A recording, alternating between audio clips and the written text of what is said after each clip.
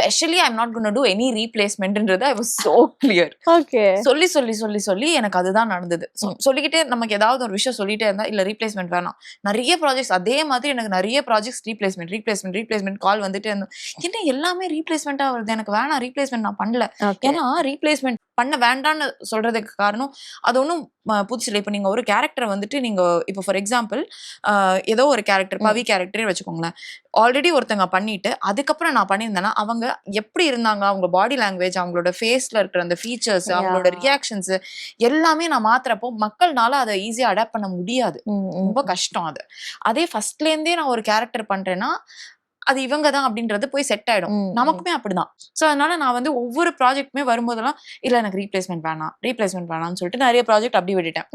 ஷோக்கு கிளம்பி போய்கிட்டு இருக்கேன். when I was driving I got a call from Srividya ma'am saying எதிர்நீச்சல்ல வந்து உங்களை காஸ்ட் பண்ணலான்னு இருக்கோம் அப்படின்னு. I was shocked. எதிர்நீச்சல் ஏன்னா எதிர்நீச்சல் பத்தி எனக்கு தெரியும். ஏன்னா திருசெல்வம் சார் எடுக்கிறாருன்றனால எனக்கு எதிர்நீச்சல் பத்தி தெரியும், அவர் தான் எடுக்கிறார். எதிர்நீச்சல்னா திருசெல்வம் சார் ஆமா அப்படின்னு ஷாக், ஃபுல் ஷாக். ஏன்னா என்னோட first serial Devayani ma'am, second serial இப்போ வரது வந்து திருசெல்வம் சார் வருது அப்படின்னு. நான் கோலங்கள் பார்த்த ஆள்ல, நான் பார்த்த ஒரே தமிழ் சீரியல் கோலங்கள். சரி இது என்னது, இது இப்படி ஒர்க் ஆகுது அப்படின்ற மாதிரி எனக்குள்ளேயே நிறைய கேள்விகள். சரி இருக்கு, பாப்போம் வெயிட் பண்ணுவோம். சரி ஓகே அப்படின்னு சொல்லிட்டு பண்ணலாம், பேசுங்க பண்ணலாம் அந்த மாதிரி நான் சொல்லிட்டு வச்சுட்டேன். But I was not confirmed yet. I got a call from Srividya ma'am saying இந்த மாதிரி இருக்கு, அவங்களால பண்ண முடியுமா, இந்த மாதிரி கேரக்டர் ரீப்ளேஸ்மெண்ட் பண்றோம்னு.